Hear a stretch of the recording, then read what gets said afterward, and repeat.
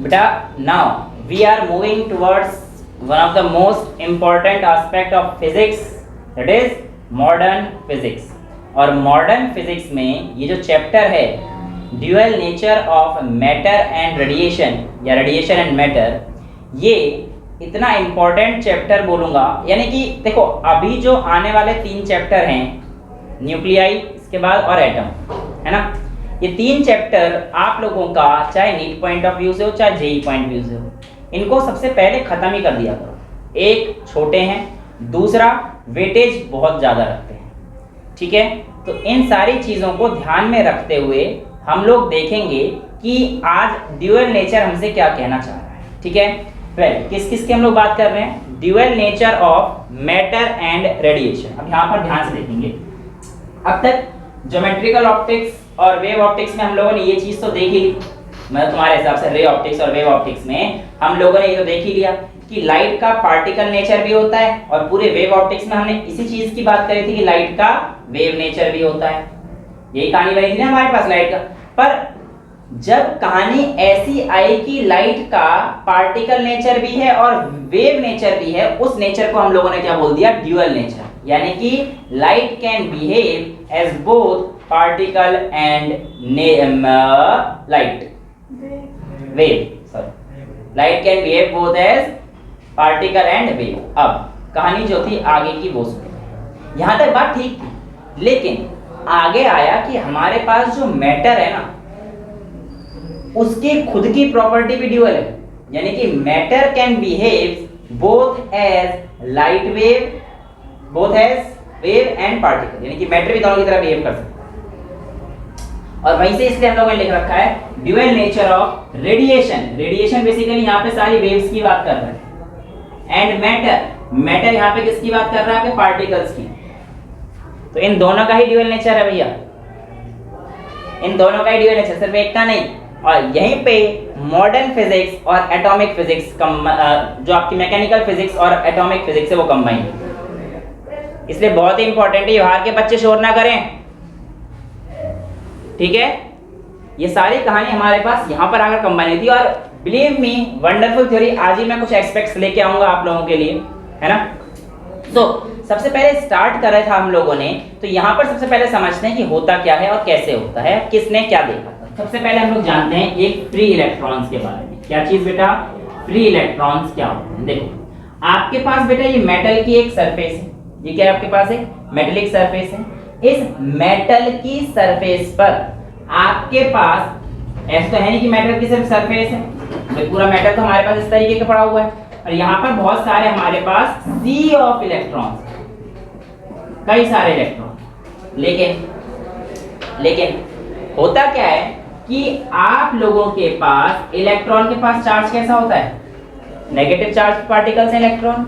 अब जो सरफेस पे इलेक्ट्रॉन रहते हैं, इंपॉर्टेंट है, सुनते रहना बेटा, स्टेटमेंट टाइप में क्वेश्चन आ सकते हैं। क्या इलेक्ट्रॉन कहीं से भी जा सकता है, तो आंसर है नो। सिर्फ वही इलेक्ट्रॉन मेटल से रेडिएट आउट या इरेडिएट आउट होते हैं जिनके पास सरफेस पे रहने की टेंडेंसी है, या जो फिर सिर्फ सरफेस पे रहते हैं। अब सरफेस पे जो हमारे इलेक्ट्रॉन्स हैं, इन पे जैसे ही आप कोई भी बाहर से एनर्जी दोगे, ध्यान सुनना, नॉर्मल केस, तो ये इलेक्ट्रॉन जाने की टेंडेंसी तो रखता है, इलेक्ट्रॉन ये बाहर तो जाएगा, ये जाएगा, लेकिन जैसे ही इलेक्ट्रॉन बाहर जाना चाहेगा, इसकी वाली सरफेस क्या चार्ज एक्वायर कर लेगी, पॉजिटिव चार्ज, और इस पॉजिटिव चार्ज से फिर जो इलेक्ट्रॉन गया ना, वापस से उसे खींच लेगा। समझो भाई, यहाँ पॉजिटिव चार्ज हो गया, और जो पॉजिटिव चार्ज, सीधी सी बात है, इलेक्ट्रॉन जाएगा तो पीछे तो पॉजिटिव चार्ज छोड़ जाएगा, और पॉजिटिव चार्ज जो पीछे छूट गया, जो पॉजिटिव चार्ज पीछे छूट गया, वो इलेक्ट्रॉन जैसी बाहर के इलेक्ट्रॉन के पास नेगेटिव था, उसको वापस से खींच लेगा। तो इसीलिए रूम टेम्परेचर पर मेटल से जनरली इलेक्ट्रॉन बाहर नहीं निकल सकते, क्योंकि जो पॉजिटिव चार्ज एक्वायर होगा इलेक्ट्रॉन के जाने के बाद, वही चार्ज उसको वापस खींच लेगा। समझ में आया? तो इसका मतलब हमारे पास कोई एक मिनिमम वैल्यू, देखो ध्यान से, अब ये पॉजिटिव चार्ज है, अब ये पॉजिटिव चार्ज मान के चलो इलेक्ट्रॉन यहां तक गया तभी खींच पा रहा है, ठीक है, इलेक्ट्रॉन यहां तक गया तो खींच लेगा, लेकिन इसके बाहर अगर यहां पहुंच गए तो इस पॉजिटिव चार्ज जो एक्वायर हुआ है ये यहां से नहीं खींच सकता। अब ये इलेक्ट्रॉन किसी और सिस्टम का पार्ट है, इस मैटर का पार्ट नहीं रह गया। समझ में आ रहा है क्या चाह रहा हूं मैं यहां पर? तो यहां पर आपके पास एक मिनिमम अमाउंट ऑफ एनर्जी चाहिए कि नहीं चाहिए? समझ में आ रही है बातें? यहां तक तो कोई दिक्कत नहीं है आप लोगों को? अगर लगातार लाइट पड़ेगी एग्जैक्टली बेटा, अगर लगातार लाइट पड़ेगी एक जगह पर, वो सारी कहानी बिलीव में आने वाले 15 मिनट में आने वाली है। बात सही बोली है उसने, पर लाइट पड़ने से क्या होगा क्या नहीं बेटा, ये हम लोग आगे देखने वाले हैं। बस अभी ये है कि इलेक्ट्रॉन अगर बहुत ज्यादा दूर चला गया तो वापस नहीं आ सकता, लेकिन उसके डोमेन के अंदर है तो वापस आ सकता है। इसीलिए रूम टेम्परेचर पर हमारे इलेक्ट्रॉन नहीं निकलते। सिंपल आंसर ये है। क्लियर है? यहां तक तो आप लोगों को कोई दिक्कत नहीं है। अब होता क्या है, क्यों नहीं निकल सकते? तो एक्चुअल में जो मेटल होता है, इस मेटल का हमारे पास एक वर्क फंक्शन होता है। क्या होता है? Work function. अब वर्क फंक्शन क्या होता है? किसी भी मेटल की वो प्रॉपर्टी जिसकी वजह से कोई भी इलेक्ट्रॉन मेटल से बाउंड है। The ability of the metal to hold the electron in itself is the work function of metal। और जनरली सीजियम का वर्क फंक्शन हमारे पास लोएस्ट होता है और हाईएस्ट शायद प्लेटिनियम का होता है। 5 पॉइंट समथिंग प्लेटिनियम का होता है और सीजियम का 2 पॉइंट समथिंग। लोएस्ट का मतलब क्या है कि इसको हल्की सी एनर्जी चाहिए और इसका इलेक्ट्रॉन निकल के बाहर। वाई केमिस्ट्री थोड़ी सी समझ जाओ। फर्स्ट ग्रुप में ऊपर से नीचे आएंगे साइज बढ़ेगा, लेफ्ट टू राइट जाएंगे साइज कम होगा। फर्स्ट ग्रुप का member hydrogen, lithium, sodium, potassium, rubidium, francium क्यों नहीं लेते? रेडियो एक्टिव, बहुत ज्यादा रेडियो एक्टिव है। लाइफ स्पेन शायद इसकी 0.3 सेकंड है, तो 0.3 सेकंड में तुम ये फंडा भी दिखाई देख लो, इसमें नहीं हो सकता ना, तो बहुत ही कम टाइम है इसका। तो इसलिए सीजियम की अगर हम लोग बात करते हैं तो ये पूरे पीरियोडिक टेबल में जो रेडियो एक्टिव नहीं है, जो नॉर्मल मेटल है, उनमें सबसे बड़ा एलिमेंट है। अब सबसे बड़ा एलिमेंट है तो हमारे पास यहाँ पर शेल भी अब 7th पीरियड में आ रहा है, 6th पीरियड में आ रहा है, 6th में आ रहा है, तो 6 शेल नहीं बना रहा, मैं बस आपको समझा रहा हूँ कि यहाँ पर इसका इलेक्ट्रॉन एक ही इलेक्ट्रॉन होगा आउटर मोस्ट शेल में होगा। इसके जो अंदर के इलेक्ट्रॉन होंगे वो सारे भरे फुलफिल्ड होंगे बिल्कुल। भाई जो हमारे पास 5d का होगा 5f इवन 4f और 5d पूरे भरे होंगे इसके, तो इसके पास तो सिर्फ एक ही इलेक्ट्रॉन होगा बाहर। तो हल्की सी आपने एनर्जी दी, ये इलेक्ट्रॉन अभी तो तुम्हें यहाँ पे दिख रहा है, अभी 2-3 शेल और हैं, इस न्यूक्लियस से काफी दूर है। इवन अगर बनाना चाहो तो ऐसे देखो, ऐसे अब ये देखो, ये हो गया सीजियम का पीरियोडिक टेबल में कुछ ऐसा बनेगा। तो यहाँ पर अगर आप देखोगे सीजियम में तो कहीं तो ये आएगी ना कि न्यूक्लियस तो काफी दूर है, तो इसके बीच में बहुत ज्यादा फोर्स ऑफ अट्रैक्शन है नहीं बेटा न्यूक्लियस और इसके, हल्की सी एनर्जी दी आपने बाहर निकल गई, इसलिए इसकी लोएस्ट क्या होती है हमारे पास? Work function. क्लियर? कोई डाउट तो नहीं है? अब यहाँ पर हमारे पास एक एक्सपेरिमेंट आता है जिसको हम लोग क्या बोलते हैं? फोटो इलेक्ट्रिक इफेक्ट का work function, photo electric effect का एक्सपेरिमेंट, जो कि मेनली किसने किया था? हर्ट्ज साहब ने। ठीक है, और यहाँ पर हम लोगों को देखना है कि काम क्या हुआ था और उस काम से हमें क्या पता पड़ा था। पहले आप मुझे ये बताइए कि इलेक्ट्रॉन का और वर्क फंक्शन में किसी को कोई दिक्कत है? यानी कि अगर आपको कोई भी इलेक्ट्रॉन बाहर निकालना है तो आपको उस मेटल के वर्क फंक्शन से ज्यादा एनर्जी देनी पड़ेगी। ये बात सबको क्लियर है? कोई डाउट तो नहीं है? चल सकते हैं आगे। अब देखो, ध्यान सुनना, मैं आपको 2-3 चीजें अभी रिलेट कर दूंगा, सुनना भी मेरी बात ध्यान से। मैं आपको potential, stopping potential, intensity, frequency सब रिलेट कर दूंगा। बुक में क्या है कि पहले एक चीज बताई, फिर उसका ग्राफ बता दिया, फिर ये बता दिया। मैं पहले सारी चीजें पढ़ा दूंगा और पढ़ाने के बाद जब मैं ग्राफ बनाऊंगा फिर मैं कंपैरिजन करूंगा। यानी कि मैं पहले शुरू से बुक के हिसाब से नहीं चल रहा, जो आपकी बुक में मेरे को जिस तरीके से लगता है कि आपको ज्यादा अच्छा समझ में आएगा, मैं वो तरीका लेकर यहाँ पे चलने वाला हूँ। ठीक है, अब इसको उड़ा दूं। मेरी बातों को ध्यान से सुनिएगा। मैं आपसे कह रहा हूं कि एक्सपेरिमेंट में क्या हुआ था, पहले इस चीज को जान लेते हैं। कोई बड़ा एक्सपेरिमेंट था। एक मेटल की प्लेट थी, एक मेटल की प्लेट थी। ये हमारे पास क्या है बेटा? Metal plate. मेटल प्लेट को यही पूछ लेंगे क्वेश्चन अगर पूछना पड़ा तो, नेगेटिव टर्मिनल से कनेक्ट किया जाता है। मेटल प्लेट को नेगेटिव टर्मिनल से कनेक्ट किया जाता है। अच्छा, अभी तुम्हारे पास वो भी दिक्कतें आएंगी। यहां पर बेटा एक डिटेक्टर रखा जाता है जो कि किससे कनेक्ट है? पॉजिटिव प्लेट से। यहां पर आपके पास रेज ऑफ लाइट आएंगी, इवन स्लेट यहां से, तो मान के चलो कि हमें रेज ऑफ लाइट मारनी है, इस मेटल की सरफेस पर पड़ेंगी। इस मेटल की सरफेस पर जब रेज ऑफ लाइट पड़ेंगी तो यहां से हमारे पास ऐसे निकलते हुए इस डिटेक्टर के पास क्या जाएंगे बेटा? ये सारे क्या हैं? इलेक्ट्रॉन्स। तो मेटल पे जब आपने लाइट मारी बेटा, अब आप ध्यान सुनना बेटा, जो आपने डाउट सारी चीजें क्लियर हो जाएंगी। मेटल पे जब आपने लाइट मारी तो यहाँ से क्या रेडिएट आउट हुए? इलेक्ट्रॉन्स।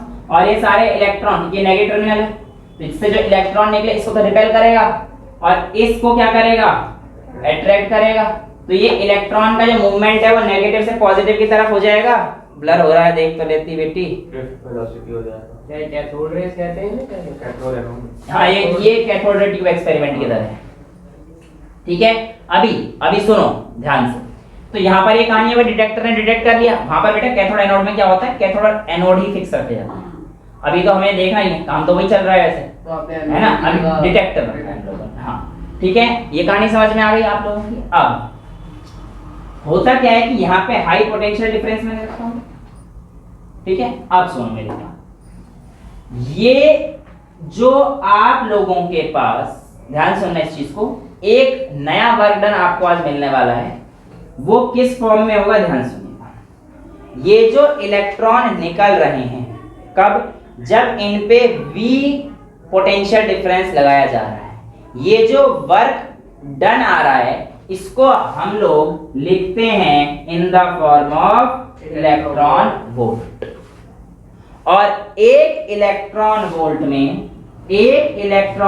में 1.6 इंटू 10 की पावर -19 जूल होता है। ये भी आप लोग याद रख लीजिएगा कि एक इलेक्ट्रॉन वोल्ट में कितना जूल होता है। ठीक है, इलेक्ट्रॉन वोल्ट समझ में आ गया। भाई पोटेंशियल डिफरेंस आपने रखा कुछ भी है, उसमें से इलेक्ट्रॉन निकले, तो ये E और V का जो कॉम्बिनेशन है, इससे कोई वर्क डन हुआ, वही वर्क डन आपका क्या है? आगे आके काइनेटिक एनर्जी वगैरह में बदलेगा, और वही वर्क डन आपका इलेक्ट्रॉन वोल्ट जो कि जूल में कन्वर्ट करेंगे तो ये आएगी। वर्क डन और वर्क फंक्शन दोनों सेम, वो अलग है। अलग है। वर्क डन तो काम है, वर्क फंक्शन अलग है। वर्क फंक्शन एक मेटल की प्रॉपर्टी है, तभी तो मैंने कहा था के हिसाब से नहीं चलेंगे, आराम आराम चलेंगे। मैंने वहां पे वर्क फंक्शन समझाया बेटा, वो मेटल की प्रॉपर्टी है। ये वर्क डन है जो तुम्हारी एनर्जी है, जो एनर्जी निकल रही है उसमें अभी निकले। हाँ, यहाँ पे EV जो तुम्हारे पास ये V है, ये अभी कितना वर्क डन होगा वो सब अभी हम लोग आगे देखेंगे। मैं इसलिए सारी चीजें आप लोगों को पहले समझाता जाऊंगा और फिर हम लोग लेके चलेंगे। ठीक है, अब सुनना मेरी बात को ध्यान से। यहाँ पर मैं आप लोगों का पोटेंशियल डिफरेंस लगा रखा है। अब अगर इस पोटेंशियल डिफरेंस की हम लोग बात करते हैं तो इस पोटेंशियल डिफरेंस में क्या बोल रहा हूं मैं? इस पोटेंशियल डिफरेंस में अगर मैं वैल्यू बढ़ा देता हूं, क्या कर रहा हूं? वैल्यू बढ़ा देता हूं, तो ये पॉजिटिव चार्ज और बढ़ जाएगा, और पॉजिटिव चार्ज और बढ़ेगा तो इलेक्ट्रॉन को तो और तेजी से अट्रैक्ट करेगा, फिर तो मेरे को कोई फायदा नहीं हुआ जनरली। अगर हाँ इसको एक्सेलरेट करना है इलेक्ट्रॉन को तो मैं ये काम कर सकता हूँ, लेकिन मैंने जब इस पोटेंशियल डिफरेंस को ऑपोज किया, यानी कि इस प्लस पे मैं अब क्या भेज रहा हूँ? माइनस का पोटेंशियल डिफरेंस भेजूंगा इसकी जगह पर, और जो इससे एक्सटर्नल सोर्स से होगा ये काम, जो इससे इलेक्ट्रॉन आ रहे थे, अब ध्यान सुनो, जो इससे इलेक्ट्रॉन आ रहे थे अगर मैं इधर भी नेगेटिव रखूंगा तो ये इलेक्ट्रॉन को रिपेल करेगा और इन इलेक्ट्रॉन की वेलोसिटी क्या हो जाएगी? धीरे धीरे कम हो जाएगी। लेकिन एक केस और सुनो, अब मैं और ज्यादा बढ़ा देता हूं तो जो इलेक्ट्रॉन आ रहे थे वो आ ही नहीं पाएंगे। आप समझ रहे हो? मैं कह रहा हूं मैंने नेगेटिव में वोल्टेज बढ़ा दिया है, और मैंने वोल्टेज अब इतना बढ़ा दिया है कि आप लोगों के पास जो इलेक्ट्रॉन है अब वो आ ही नहीं पा रहे, स्टॉप हो गए ना।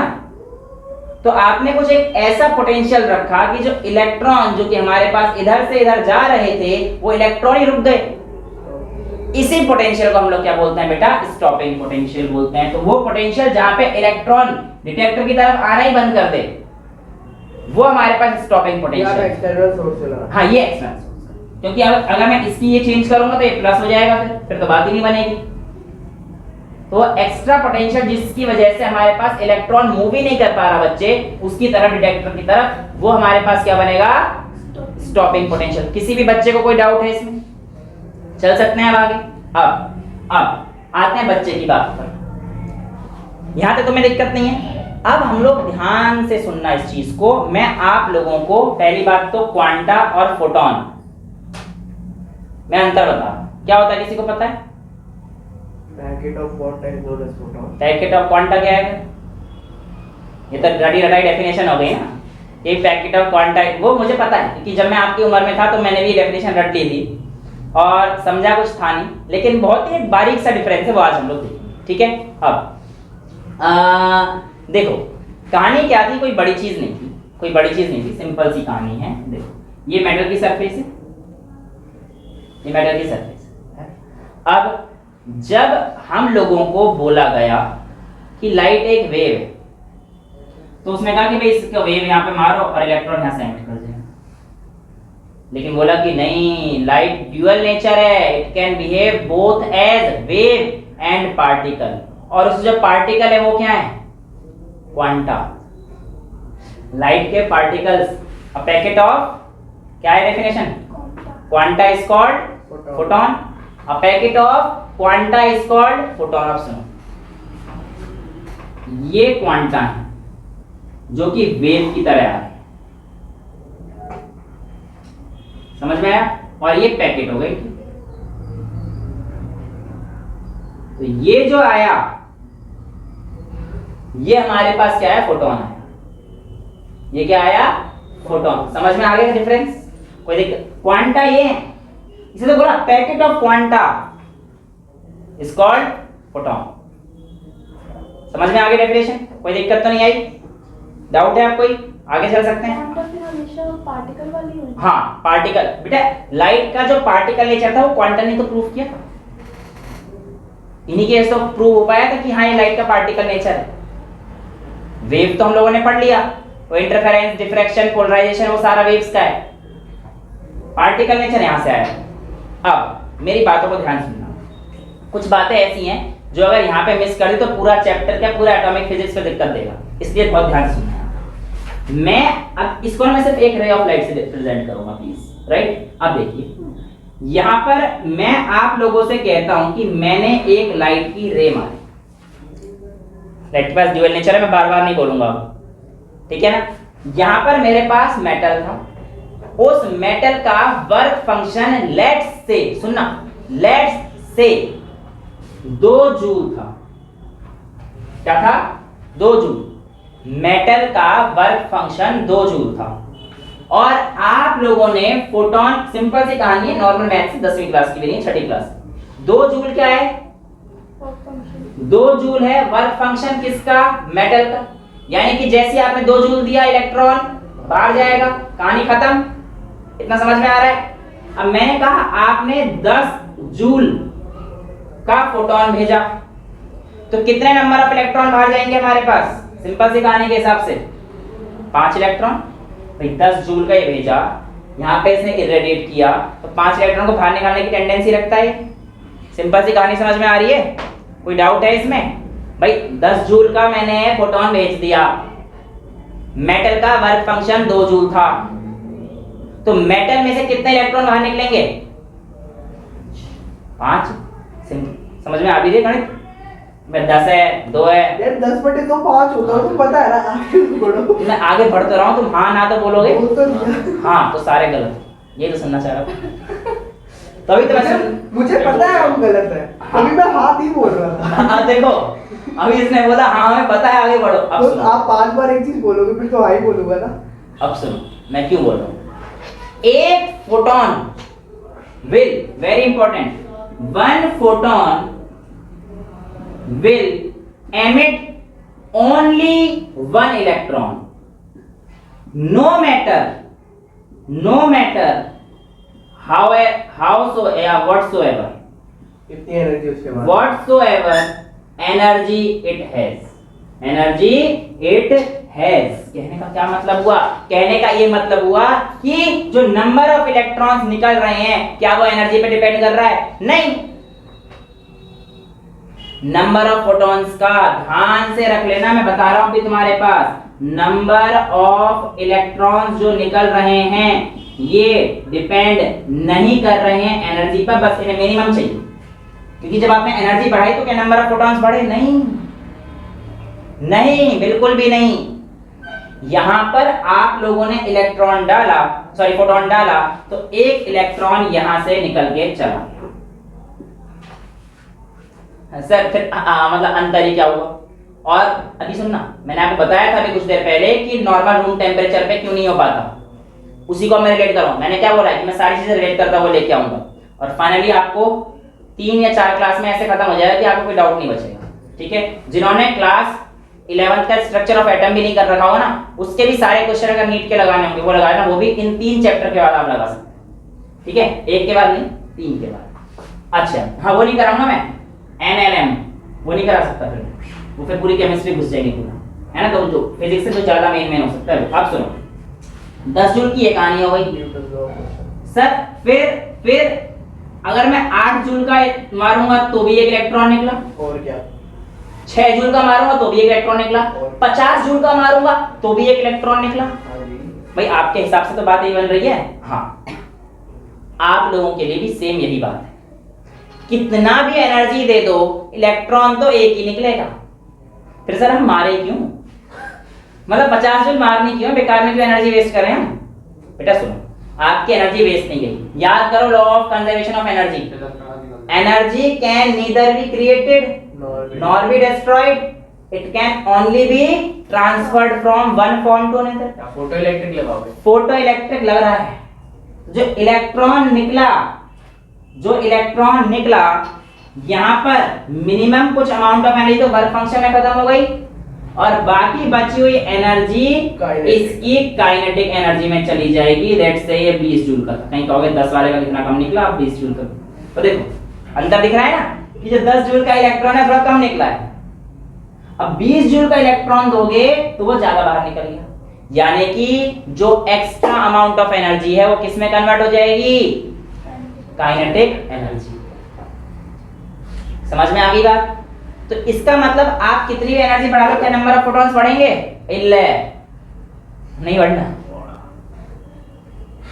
ठीक है, लेकिन क्या एनर्जी बढ़ाने पर काइनेटिक एनर्जी बढ़ेगी?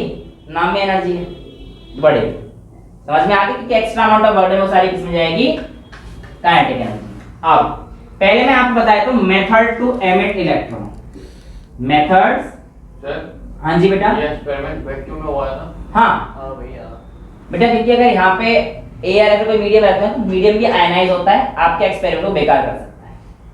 ठीक है, तो methods to emit electron from surface या फ्रॉम बात हो रही है मेटल सरफेस। तो बेटा इसमें सबसे पहला आता है थर्मियोनिक एमिशन।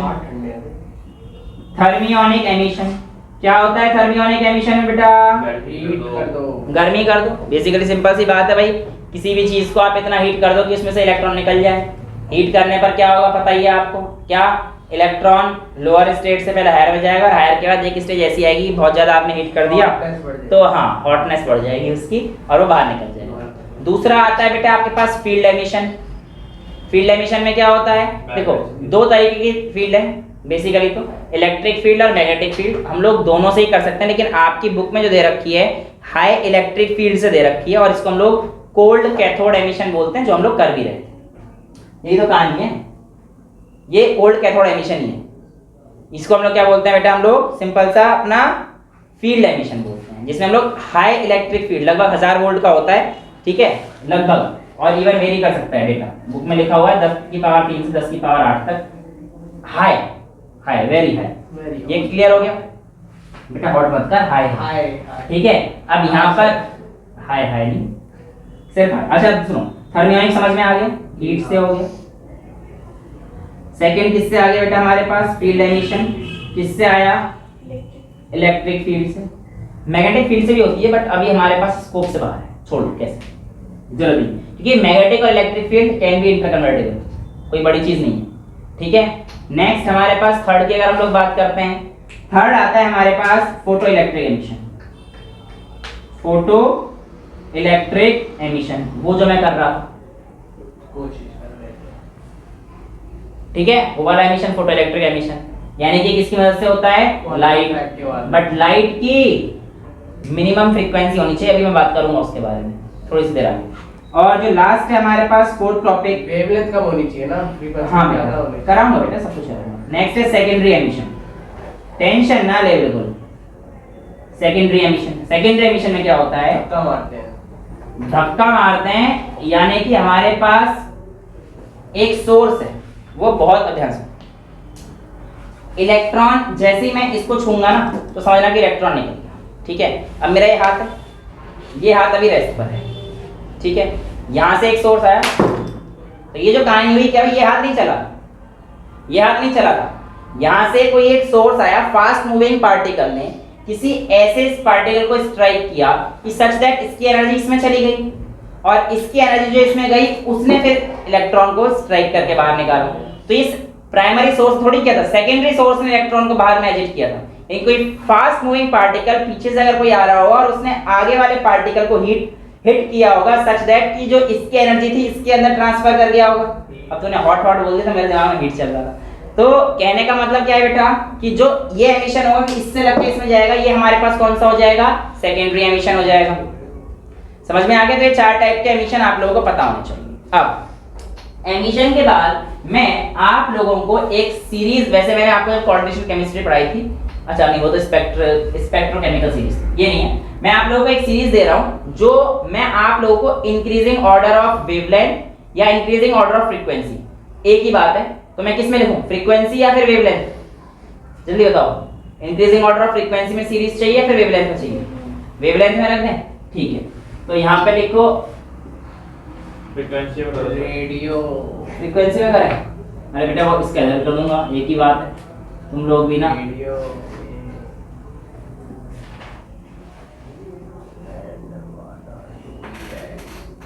ठीक है, तो ये कहानी है। अब ध्यान सुनना है यहाँ पर, जो चीज तुम्हें याद रखनी है।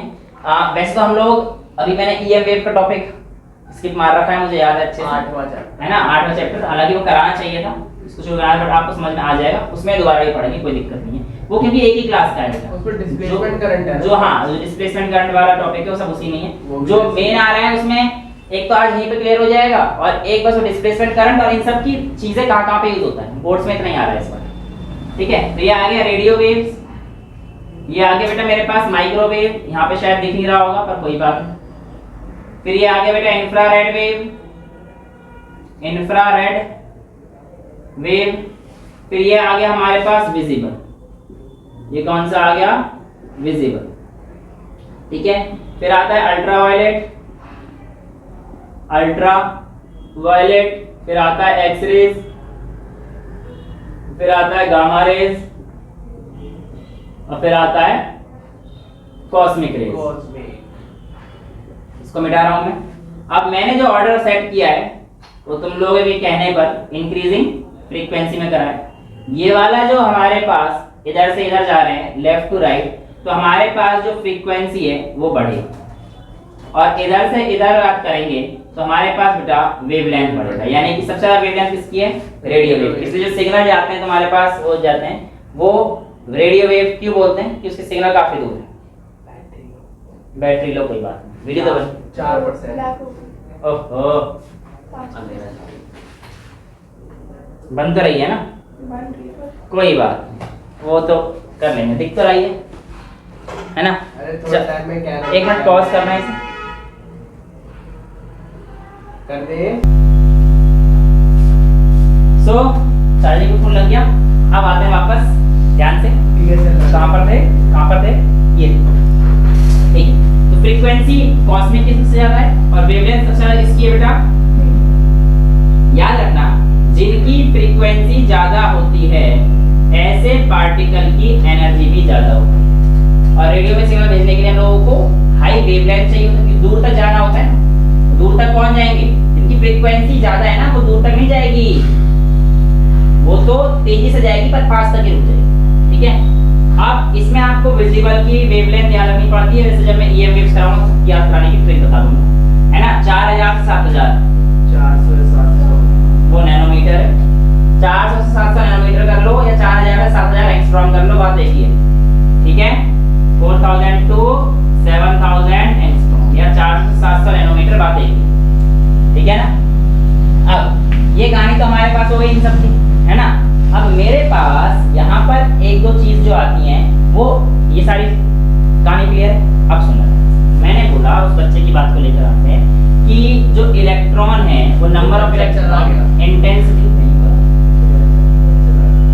अच्छा, अभी हम लोग देख रहे हैं कि हमारे पास इंटेंसिटी का मतलब क्या है बेटा, कि आप लाइट की अमाउंट को बढ़ा रहे हो, आप लाइट के अमाउंट को बढ़ा रहे हो। पहले हम लोग बात समझ लेते हैं इंटेंसिटी क्या है। What is meant by the term intensity? Intensity means the amount of light per unit area, ठीक है, ठीक है, समझ में आ रहा है। अब सुनो, लेट्स से कि आपके पास आपका मेटालिक सरफेस ये था, आप पहले जो लाइट दे रहे थे वो हमारे पास ऐसी दे रहे थे, ये दे रहे थे, तो इस समय पर इंटेंसिटी ये है। लेकिन आपने जो बेटा बोला कि सर अगर इंटेंसिटी बढ़ा दे तो, अब ध्यान सुनना मेरी बातों को, अगर आप इंटेंसिटी बढ़ा देते हो तो बेसिकली आपने क्या कर दिया, amount of light per unit area बढ़ा दी। तो इंटेंसिटी बढ़ाओगे तो बेसिकली कहानी ये हो गई, ये कहानी होगी ना। इससे बहुत कंफ्यूज रहते हैं बच्चे कि सर इंटेंसिटी पे इलेक्ट्रॉन्स बढ़ रहे हैं, एनर्जी, काइनेटिक एनर्जी। मैंने क्या बोला, बिल्कुल कंफ्यूज मत होना, मैं सारी चीजों को स्टेप बाय स्टेप पढ़ाऊंगा और आपको एक कोशिश करूंगा कि सारी चीजें समझ में आ जाए, ठीक है ना। बुक पढ़ोगे तो भी कंफ्यूज कि सर नंबर ऑफ इलेक्ट्रॉन्स तो बढ़ रहे हैं लेकिन काइनेटिक एनर्जी नहीं बढ़ रही, फिर दोबारा कह रहे हैं काइनेटिक एनर्जी बढ़ रही है क्योंकि पोटेंशियल बढ़ रहा है। सर क्या चक्कर है, चक्कर में नहीं पढ़ना, ठीक है ना। सिर्फ और सिर्फ जो पढ़ा जाऊंगा उस समझना है कि एक फोटोन कितने इलेक्ट्रॉन निकालेगा, एक, क्या हर बार निकालेगा, वो भी आगे देखेंगे। तो यहाँ पर देखो इंटेंसिटी बढ़ा दी आपने, इंटेंसिटी पहले 2 थे, अब इंटेंसिटी बढ़ा दी तो नंबर ऑफ इलेक्ट्रॉन्स क्या हो गए भाई, पहले 2 थे सिर्फ 2 से, अब इंटेंसिटी बढ़ाओगे तो नंबर ऑफ इलेक्ट्रॉन्स क्या हो गए, बढ़ गए। तो यहाँ पर मैं लिख सकता हूँ कि आपके पास जो इंटेंसिटी होती है वो डायरेक्टली प्रोपोर्शनल किसके होती है बेटा, हमारे पास नंबर ऑफ इलेक्ट्रॉन्स। कोई डाउट है किसी को इसमें? आगे चलें। अब मैंने आपसे कहा, ध्यान से सुनना इस चीज को, मैंने आपसे कहा कि आपके पास वेरी स्पेसिफिक, आपके पास ये जो मेटल है इसका वर्क फंक्शन 4 जूल, क्या है 4 जूल। आपने क्या किया कि इंटेंसिटी पहले 3 लाइट की रखी, जिनकी, ध्यान से सुनना, जिनकी आपके पास एनर्जी 3 जूल ईच है, क्या है 3 जूल ईच। तो 3 जूल 3 जूल 3 जूल, थोड़ा कितने हो गए 9 जूल। तो इसमें से इलेक्ट्रॉन का अमाउंट क्या हो गया, कम। भाई सिंपल सी बात है, पहले एक इलेक्ट्रॉन डालना तो तैयार था क्योंकि हमारे पास कहानी ऐसी थी, समझ में आ रहा है। अब मैंने क्या करा कि 4 जूल मेरे को क्या है, वर्क फंक्शन है इसका। अब यहाँ पर मैं 3 जूल की इलेक्ट्रॉन ले रहा हूँ, तो 3 जूल इलेक्ट्रॉन दे रहा हूँ तो 3 जूल वाले से इलेक्ट्रॉन नहीं निकलेगा। देखिए जब 6 जूल बन गया तो 4 जूल एक इलेक्ट्रॉन निकल जाए, आधा इलेक्ट्रॉन निकल नहीं सकता। और 9 का मतलब बेटा 3 6 9, 4 जूल इसकी है तो 2 इलेक्ट्रॉन निकल गए, समझ में आ रहा है। तो नंबर ऑफ इलेक्ट्रॉन क्या हो गए, कम हो गए, 0 हो गए। अबे नालायकों, सारे गर्दन निकल रही है, एक भी इलेक्ट्रॉन नहीं निकलेगा। सुनो ध्यान से, इस मेटल के वर्क फंक्शन 4 जूल होने का मतलब है एक इलेक्ट्रॉन को एक ही फोटोन निकाल, अभी समझा नहीं कि एक इलेक्ट्रॉन को एक ही फोटोन टक्कर मारेगा, वही कहानी होगी बस, समझ रहे हो। तो यहाँ पर अगर इसने एनर्जी मारी है तो हो सकता है इलेक्ट्रॉन यहाँ से उठ के यहाँ आ गया हो, और अगर आपने इसमें इतनी एनर्जी नहीं दी ना, ये बाहर चला जाए तो हो क्या पता है, जहां से आया था ना वहीं पे वापस चला जाता तुरंत, और इसीलिए इसकी एनर्जी इस पे नहीं आती, इसकी एनर्जी दूसरे पे लगेगी। क्वेश्चन आप ये पूछ सकते सर ऐसा क्यों नहीं होता कि इंटेंसिटी आने पर ये एक्यूमुलेट होके एक आध दो इलेक्ट्रॉन तो बाहर जाने चाहिए थे, लेकिन ऐसा क्यों नहीं होता बेटा? एक्चुअल में ये बहुत ही इंस्टेंट, अभी आगे कराऊंगा ये सारी चीजें समझाऊंगा, अभी बता रहा हूँ। मैंने क्या बोला, सारा बता के फिर आपको चीजों को किताब से रिलेट करेंगे। ये बहुत ही इंस्टेंटेनियस फिनोमेना है। अगर आपने एनर्जी दे दी थी तो बाहर चला जाएगा, अगर नहीं दी तो इलेक्ट्रॉन यहाँ से उठ के ऊपर तक तो आएगा अपने लेवल पे, पर उसने देखा कि भाई एनर्जी इतनी सफिशिएंट नहीं है तो वापस से अपने आप नीचे चला जाएगा, और वापस से नीचे चला गया तो काम नहीं बनेगा। इसलिए कितनी भी इंटेंसिटी बढ़ा दो, क्या बॉडी की एनर्जी आप बढ़ा सकते हो? देखो बाहर निकलने का मतलब उसके पास कुछ ना कुछ एनर्जी भी होगी। अगर 6 दे रहे हैं तो निकल तो रहा है 2 इलेक्ट्रॉन। बेटा अगर यहाँ से 3 और 6 दे रहे हैं, पीछे से निकल जा, पीछे से निकल जा। हाँ बेटा तू बता मेरे को। बाहर की जूस क्या है? बेटा यहाँ से ना गिर जाएगा तू इतना। बता। हाँ बता बता। अब बाहर की जूस क्या है? ये 3 जूल की 3 जूल की 3 जूल की 3 जूल की 3 जूल की नहीं निकल सकता। इंटेंसिटी बढ़ाने का मतलब क्या था? Amount of light per unit area बढ़ाना। ये इसलिए निकल रहे थे, ये इसलिए निकल रहे थे इलेक्ट्रॉन क्योंकि इनकी जो फ्रीक्वेंसी थी शायद 6 जूल थी और मेटल की 4 जूल थी। अब तो निकल जाएगा, पर निकलेगा एक से एक ही, निकलेगा एक से एक ही। और जो बची हुई 2 जूल है वो किस में चली गई? इसकी काइनेटिक एनर्जी, इलेक्ट्रॉन की काइनेटिक एनर्जी। किसी को कोई दिक्कत? तो क्या इंटेंसिटी एनर्जी पे डिपेंड करती है? इंटेंसिटी का एनर्जी के साथ कोई रोल है? एनर्जी जो हमारे पास है वो इंटेंसिटी पर कोई रोल प्ले नहीं करती। क्लियर है? क्लियर है कहानी? तो यहाँ पर हमारे पास एक चीज समझ में आती है कि आपके पास मिनिमम अमाउंट ऑफ एनर्जी होनी चाहिए ताकि आप लोग किसी भी मेटल सरफेस में से इलेक्ट्रॉन निकाल सकें, और उस एनर्जी को हम लोग कहते हैं थ्रेशोल्ड एनर्जी। क्या कहते हैं बेटा? Threshold energy. थ्रेशोल्ड एनर्जी क्या होती है? थ्रेशोल्ड एनर्जी कि the minimum amount of energy, the minimum amount of energy that is required, the minimum amount of energy required to eject electron कहाँ से बेटा? मेटल की सरफेस। मेटल की surface से इलेक्ट्रॉन को निकालने के लिए जो आपको एनर्जी चाहिए वो आपके पास मिनिमम वैल्यू की, इसको हम लोग क्या बोलते हैं? Threshold energy. हाँ बेटा वर्क कराऊंगा, रिलेशन कराऊंगा। हाँ वर्क बिल्कुल। Threshold energy minimum amount of energy हो गई और यही वर्क फंक्शन के इक्वल। हाँ बिल्कुल, नाम बोलने का अलग है क्योंकि एनर्जी आप प्रोवाइड कर रहे हो, वर्क फंक्शन मैटर करता है, लेकिन वैल्यू दोनों की बिल्कुल सेम। हाँ ठीक है ना, यहाँ तो कोई दिक्कत नहीं। अब सुनो, एक्चुअल में ये जो एनर्जी होती है, सबसे ज्यादा एनर्जी किसकी है? Cosmic rays. मैंने क्यों लिखा आपको भी समझा। सबसे ज्यादा एनर्जी किसकी है? कॉस्मिक रेज की। एनर्जी भी है लेकिन इधर से इधर जाएंगे तो क्या बढ़ रही है इन सबकी? यानी कि आप कह सकते हो एनर्जी डायरेक्टली प्रोपोर्शनल है किसके? फ्रीक्वेंसी के। और जब बेटा इसका कांस्टेंट का साइन हटता है तो एक प्रोपोर्शनलिटी कांस्टेंट आता है जिसकी वैल्यू होती है h, और यहाँ पर h जो आता है वो हमारे पास होता है प्लैंक्स कांस्टेंट। प्लैंक्स कांस्टेंट जिसकी वैल्यू होती है बेटा 6.626 into 10 की पावर -34। समझ में आ रहा है? कोई दिक्कत तो नहीं है? आगे चल सकते हैं। अब यहाँ से आपको ये चीज समझ में आया कि एनर्जी आपके पास डायरेक्टली प्रोपोर्शनल है फ्रीक्वेंसी की। इसीलिए कुछ किताबों में एक्चुअल में थ्रेशोल्ड एनर्जी की जगह पर थ्रेशोल्ड फ्रीक्वेंसी लिखा रहता है। तो मिनिमम अमाउंट ऑफ फ्रीक्वेंसी, क्योंकि फ्रीक्वेंसी किसकी होगी? लाइट की है तो एनर्जी ही, तो इसलिए वहां पे इसमें लिख देते हैं the minimum amount of frequency of wave या लाइट, जो भी आप कहना चाह रहे हो, required to eject electron from metal surface is called its threshold frequency. यहां तक कोई डाउट नहीं है? अब मेरी बात सुनो। अब सिंपल सी बात, बस लास्ट ये थी कि आपने यहाँ पर कुछ अमाउंट ऑफ एनर्जी दी, उसका कुछ हिस्सा किसमें चला गया? वर्क फंक्शन में, और बचा हुआ हिस्सा काइनेटिक एनर्जी में। ठीक है, मैं आपसे कहता हूं कि लेट्स से आपने ई अमाउंट ऑफ एनर्जी, और ये एनर्जी 2 हिस्से में टूट गई। पहला इसके वर्क फंक्शन और दूसरा इसके काइनेटिक एनर्जी को प्रोवाइड करना है। क्लियर है? वर्क फंक्शन भी एक एनर्जी ही है। जो आप पूछ रहे थे सर एनर्जी है, वो भी, हाँ जी यहाँ से बता रहा हूँ मैं आपको बेटा। आपको सारे डाउट क्लियर हो गए इंटेंसिटी वाला? मैंने कहा था मेरे को 10 मिनट है बस। अभी मैंने स्टॉपिंग पोटेंशियल वाला ग्राफ और इंटेंसिटी वाला ग्राफ नहीं कराया।